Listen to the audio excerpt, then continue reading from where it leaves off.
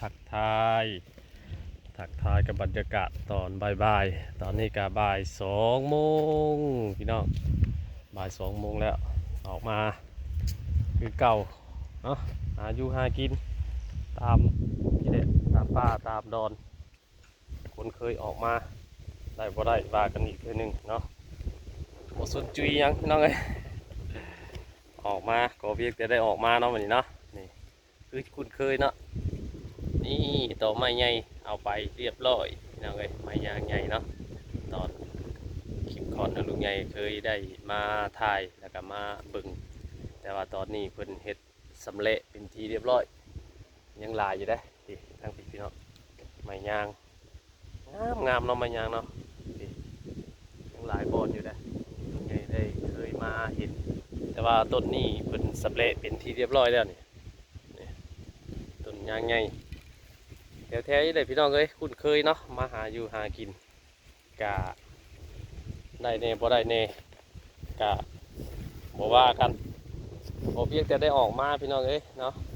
เอาออกมาหาบรรยากาศและธรรมชาติถ่ายท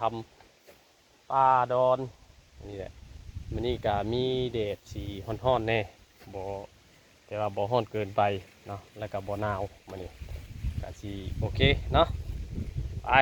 ลุยกันเลยพี่น้องมาฮอดแล้วกันนี่คือเก่าเ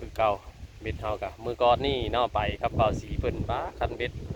บัดปลาใหญ่เลยคันเบ็ดจนแตกสอบใหม่แล้วนี่กะสิได้100%กะบ่ปานใดเลยเพราะว่ามีรอยตำหนิแล้วเนาะแต่ก็คือสิใช้ได้หลายปีดอกเพราะว่าเฮาก็ทนุถนอมอยู่หมู่บ้านบ่ได้ออกมาพี่น้องเอ้ยไปงานบุญเจกหมู่บ้านเนาะมีเวียกมีงานมือใดมีเวียกมีงานเฮาก็บ่ได้ค่อยออกมาแต่ว่าก็คิดฮอดคิดถึงคือเก่าเนาะอยู่ป่าอยู่ดอนคิดฮอดคิดถึง FC ผู้ที่เพิ่นมักสายนี่ซั่นซะเนาะมาเบิ่งสายนี่ลุงใหญ่สิไปถ่ายทอดหรือว่าไปหาถ่ายเอาบรรยากาศธรรมชาติต้นไม้เนาะป่าหญ้าต้นเพืองแห้งไปซั่นแหละเนาะอยู่ลำห้วยลำห้องไปสิพี่น้องเอ้ยบ่มีหยังวุ่นวายเนาะแล้วก็บ่มีหยังสิมาเสียความรู้สึกกับการเว้าการว่านะแต่เฮานี่ก็บ่มีหยังเรื่องที่ว่ามันดราม่าเนาะคลิปเฮาหรือว่ายอดวิวเบิ่งยอดไลค์ยอดแชร์เฮาบ่สนใจพี่เนาะบ่สนใจหยังเนาะโอเคพี่น้องมาพอแล้วก็ยาวเลยไปเบิ่งกันตอนสิถ่ายธรรมชาติแล้วก็ที่เฮาไปเนาะเรื่องได้บ่ได้นี่ก็บ่ว่ากันเพราะว่าอยู่เรือนอยู่ซ่านเฮาก็มีอยู่มีกินอยู่แล้วเนาะเฮากะเตรียมเมียน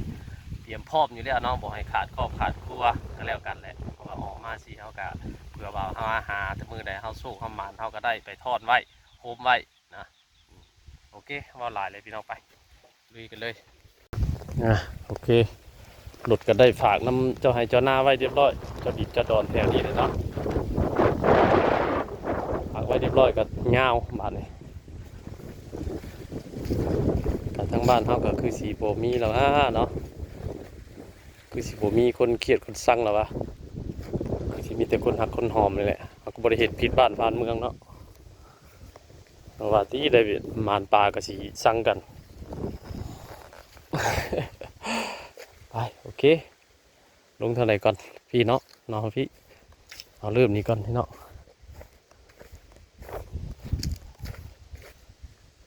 จุดนี้ลงนี่ขึ้นนี่โอ้มาทางนี้ดีกว่าเอาหันลงมานี่ขึ้นนี่เอารถลงไป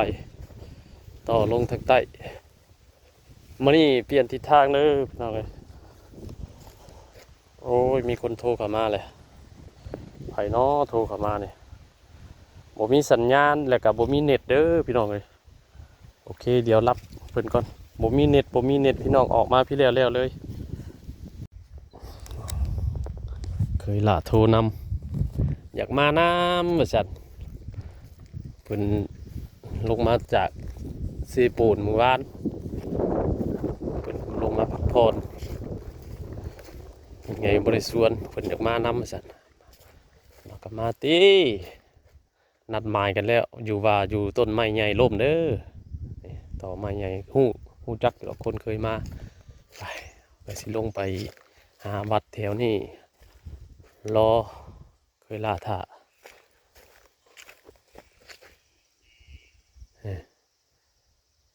เสียงนกเสียงหนูสนั่นได้พี่น้องครับได้ออกมาเลยเงียบปิดเสียงปากคนเสียงหันเสียงนี่เงียบเลยเสียงเครื่องจักรเสียงตู้เสียงเพลงเสียงยังเงียบออกมาเนี่ยยินแต่เสียงนกเสียงหนูเสียงงัวเสียงควายมันกระดงงัวควายเซลอยู่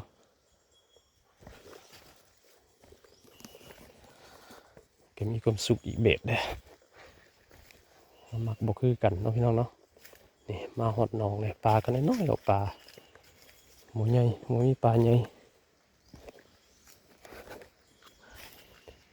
เบิดมือยังบ่อยากพ่อคนนี่กับน้องออกมาเบิ่งสิเล่นปลาน้อยนะเบิ่งสิตีถาเคยลาก่อนน้ำพ่อซ้ำนี่เลยพี่น้องเจาะเจ๊แบบนี้นะน้ำนะปลาก็บ่มีปลาใหญ่โอ้นี่นะ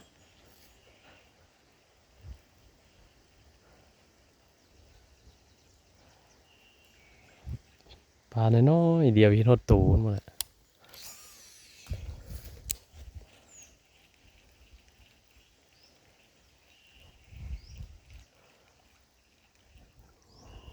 กินก็กินบ่สวบบ่ได้เหนื่อยใหญ่ก็ได้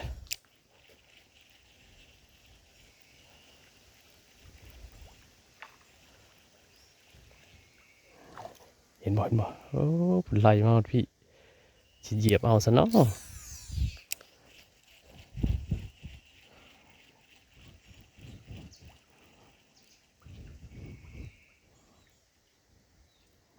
อันนี้เล่นลงอีกเลยเอาลองเบิ่งดู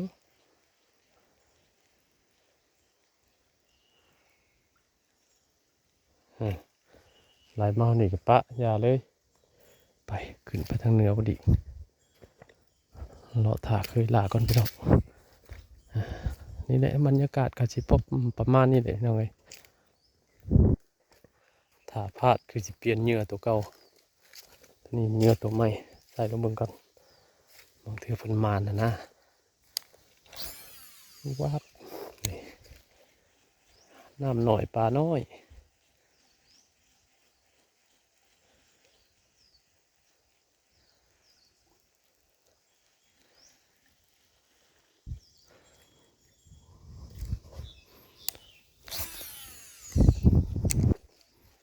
ขี้เหงื่อก็หลาย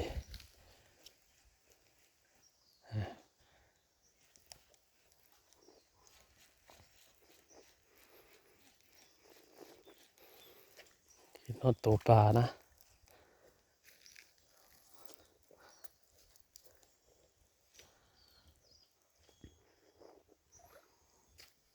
โอเคเนาะพี่น้องเนาะเดี๋ยวถ่ายทำให้เบิ่งอีกเทื่อนึงเนาะถ่ายทำธรรมชาติ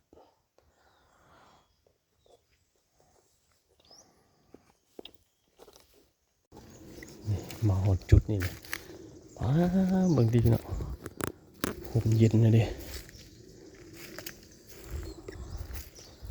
ปูปลาปลาโคน้อยลังเซลลูกถ้าเกงพลาดบาดเลขเลยแบบ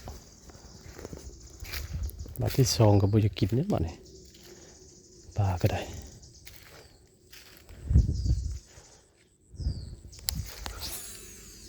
ส่วนใหญ่มันก็จะพลาดเพราะว่า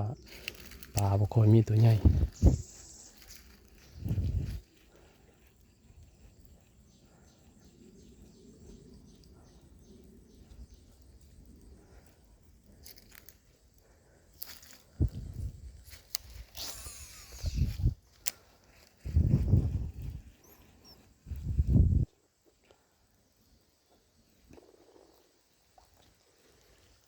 ก็ขี้เหงื่อมานำแล้ว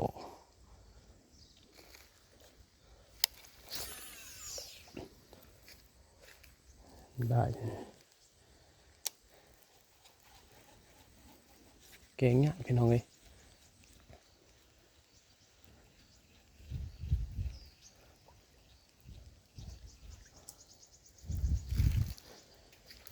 เหยื่อลาย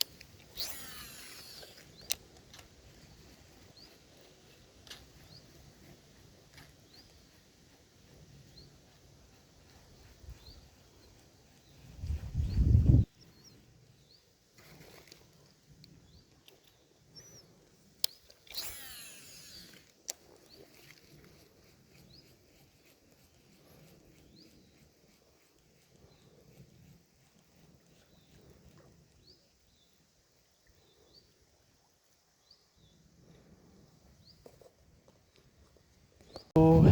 บ่หมานพี่น้องเอ้ยลงมาแถวนี่ที่เข้าสู่โมงนึงเลยย่างบ่ได้จักแต้มอยู่นี่แต่ป่าน้อยๆป่าน้อยๆดึงกระโบติดได้วิวบรรยากาศนั่งกินข้าวแล้วป่ะนี่มื้อหน้ามานั่งบริเวณนี้นี่ได้ปลามาเลยก็มานั่งกินแถวนี้อุ้ยบรรยากาศดีเกินสงบพอดีสงบดีเราบรรยากาศดีสะอาดแถวนี้กว้างบริเวณนี้ก็ได้คักก็ดีพี่น้องเอ้ยเหมาะกับออกมากินข้าวป่าจับมือก่อนพี่น้องให้ได้หมูได้คู่ก่อนผู้เดียวมันกับบกคือเนาะบกเป็นตาคือว่าแหละผู้เดียวไป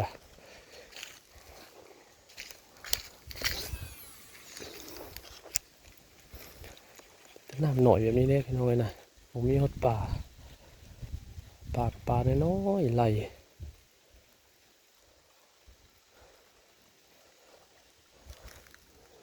ดึงกับบติดมันน้อยปลาน้อยกับปากน้อยเบ็ดใหญ่สวบบติดบ่ได้มาโดนเตือเลยนะยังบ่ได้จักเต็มอยู่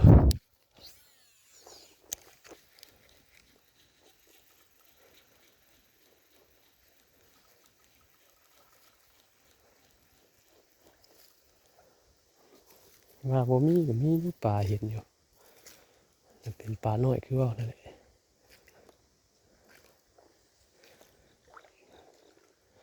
ตัวใหญ่ก็บ่กิน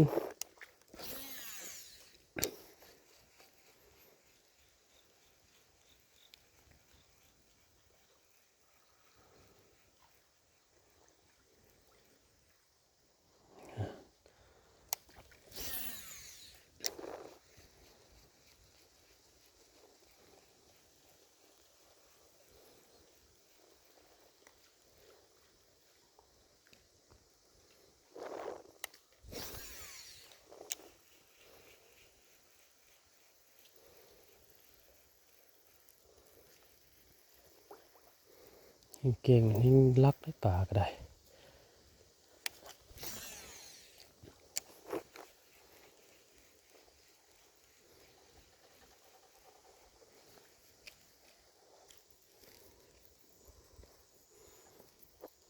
งมันแห้งหนีโอ้ยหมูมันพี่น้องเว้ยฮะสู่ต่อเบิ่งบริเบิ่งบรรยากาศหน่วยรวม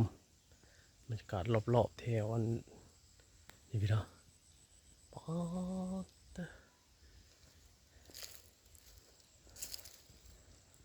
มาพักผ่อนอยู่นี่เย็นสบายเลยเขาห่มนี่เบิ่งเทิงๆต้นไม้ใหญ่มูอยู่พืชมันเย็นคักกันดิโอ้มีเครือยอนมีสุดยอดเลยพี่น้องเอ้ยเห็นแคมห่วยอยู่ห่วยเนาะลงมานี่กะยังบ่ได้จักเต็มพี่น้องเอ้ยไปต่อตอนนี้ก็ยังบ่ได้คำเนาะแต่ยังมีเวลาอยู่โอ้แต่เว้นยังสูงอยู่ได้ถือว่ายังเว้นอยู่ยังมีโอกาสยังให้โอกาสหลายอยู่ว่าเฮาก็เริ่มลงมาเดี๋ยวมีพุ่นแหละถ้าไปฮอดปลายทางนี่ยังบ่ได้ก็คือว่าจบมื้อนี้เคยลาเพิ่นก็มาแล้วพุ่นลงไปทางใดมีน้ำก็สิประมาณนี้แหละเพิ่นน้ำใสๆเห็นฮอดป่า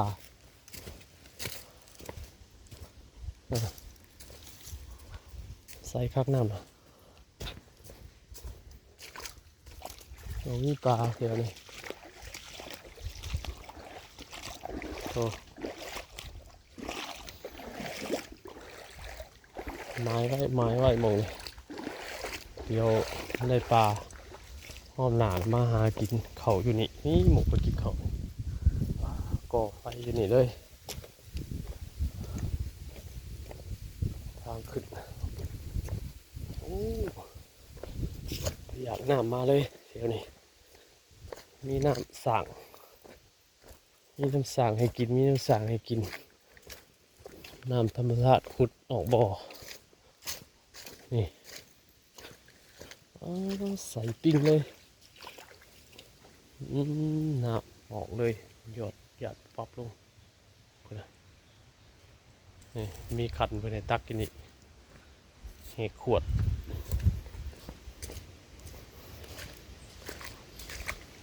โอเคเลาะตามน้ำไปก่อนเคยลากกันไปสุดเลย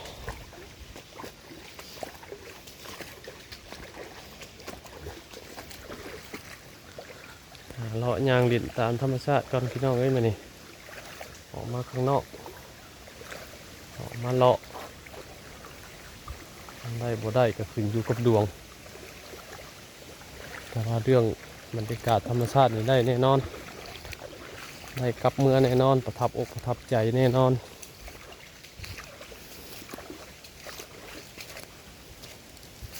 ได้อีก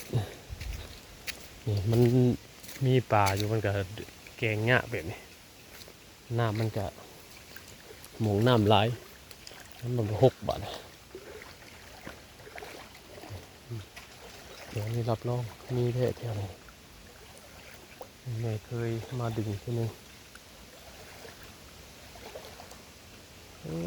ลึกถึงเลย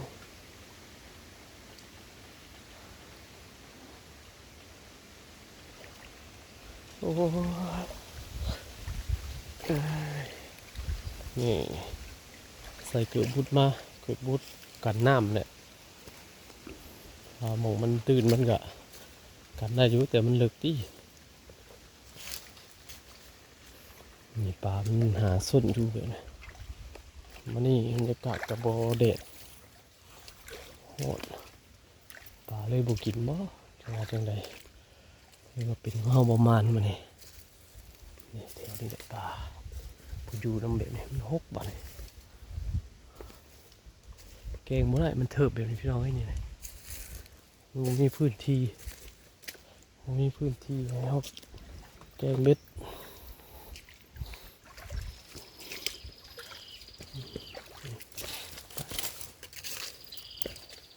สียงนกกระเซลอยู่เขากวนน้ำไปปลาเขาสดให้บ่อนก่อนเดี๋ยวกลับมาเอาพวกคือละยงเลยนำมาเห็นคือละจ้ะพี่มาก่อน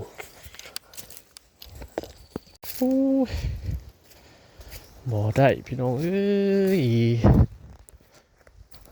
ฝานี่ยังบ่ได้จักแต้มอยู่เกินไปแล้วมันนี่เกินไปฝึกตะเว้นก่อนคำแล้วป่ะโอ้ยยังไปต่อได้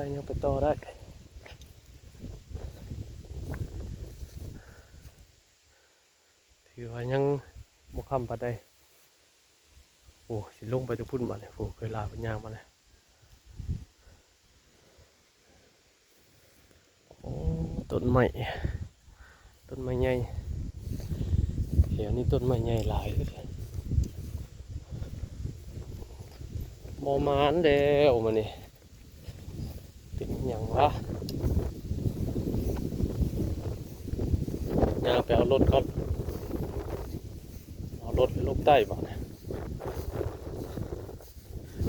ปวดโพบุกงวงแตง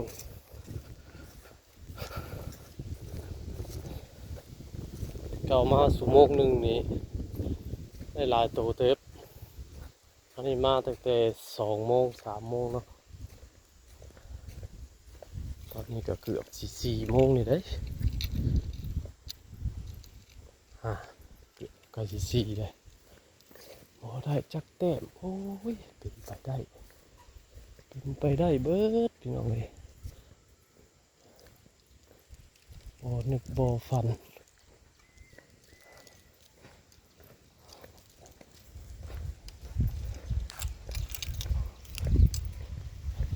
โอเคไปต่อกันพี่น้องไปรุ่นกันดิว่ายังบ่เบิดเวลาอยู่ว้าต้นไม้ยางโอเคไปต่อกันนะรอบมีแต่ป่าบาดน้อยนับเคยหลาบนเขามาก่อนจอดรถเมียนบาดเลยเบิ่งรอบนี่ป่าทั้งนั้น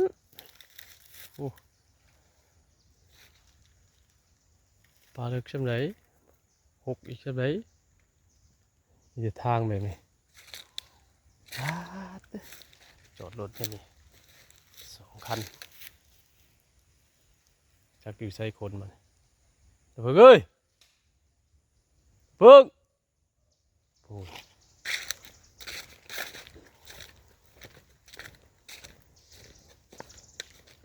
2 แต้ม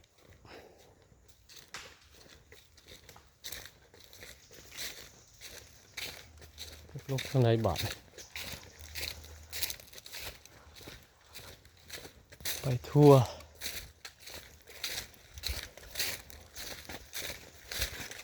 รถไปใส่จอดหันไปใช้ทิมหันอันตรายนะไปทางไหนเยอะมาหอดขัวหมูเกา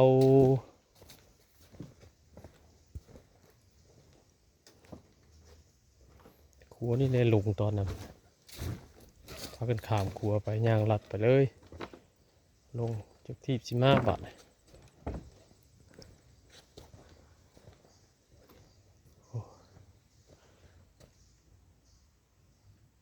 เขาเอาสลาบลงไปใส่เบิดเลย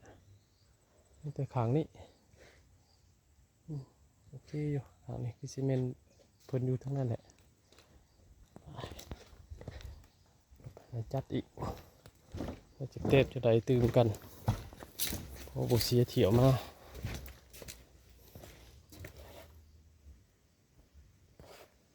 ดูทางใด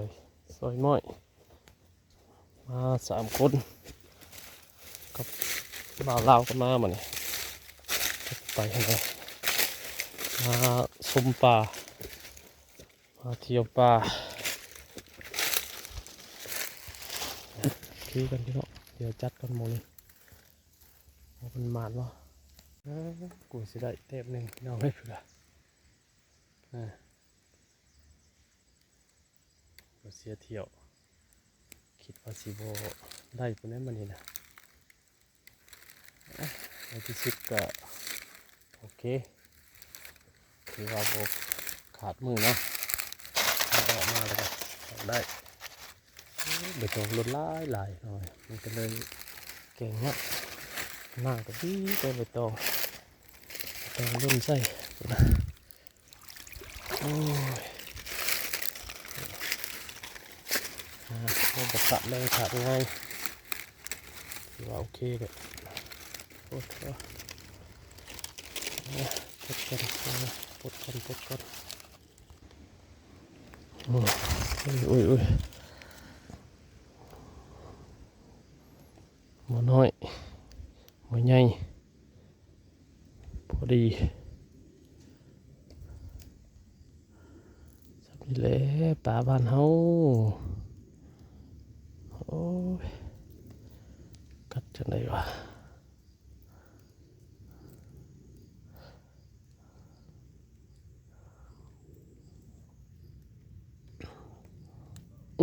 โอเคพี่น้องโอ้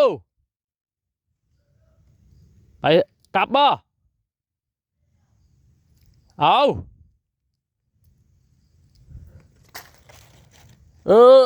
ออกก่อนจะหน่อยกันเด้อโอ้ยตายกลับเลยพี่น้องเอ้ยเบ็ดเคยหลาเพิ่นพี่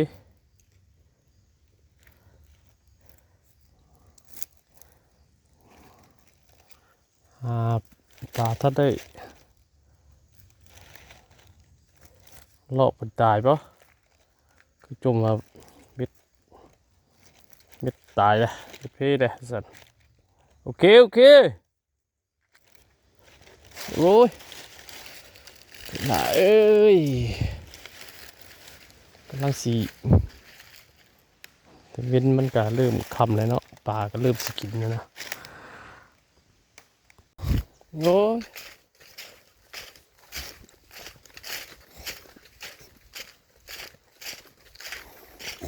ท่านหอดสิได้ตายนี่บอดนี่ปลาลาย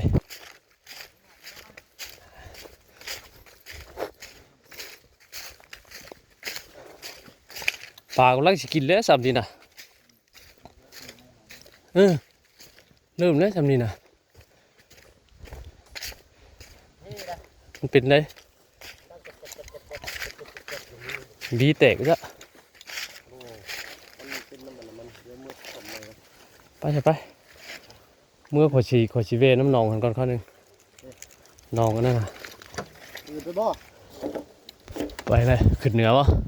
ทุกคนไปก็สีเมื่อนั้นได้หลายครับโอเคน้ำร้ายขึ้นกับคุณโอเคไปโอ้ยได้น้องเอ้ยไปเวดอีกก็เท่ากับจังหน่อย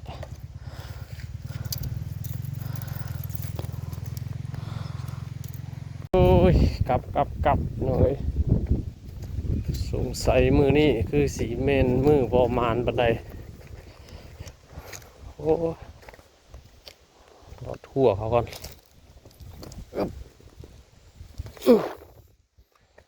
มือบอมานบันไดมาเนี่ยได้ปลา3 ตัว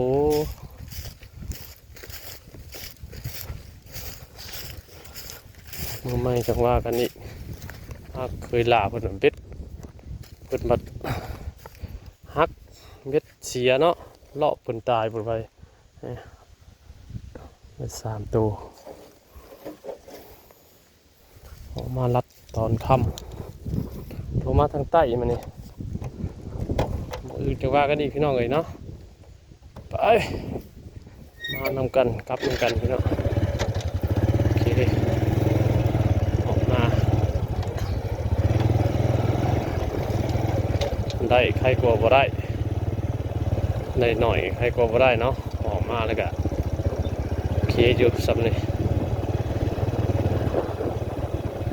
รัดธงที่ได้พี่น้องเต้นดงๆเลยรัดธงให้ธงหน้าไปเลย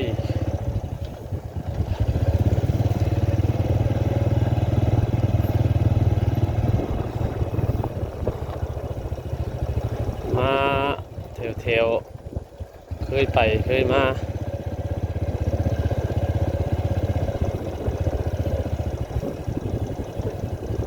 เคยไปเคยมาทางเคยสิ้นเคยไป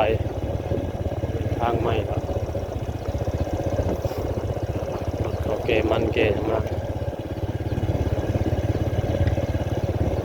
ขับเลยรถกำลังเล่นเข้าบ้านเซล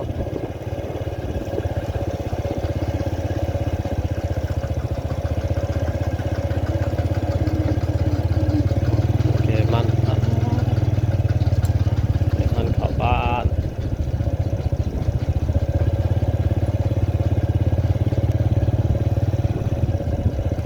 สิคอยรอลงไปบ่แม่นว่าเล่นเมื่อเนาะฮะเออรอหาปลาก่อนเป็นไอเล่นก่อนเพิ่นคิดว่าเพิ่นคิดว่าย่านเฮาควันเพิ่นให้เล่นก่อนที่จริงเนี่ย5บาทสิคอยเมื่อบัดสิประมาณเดียวกันนี่แหละโอเคสวัสดีน้องเนาะสิประมาณนี้เลยเนาะไปต้องกันกลับน้ำกันพี่น้องเลยโอเค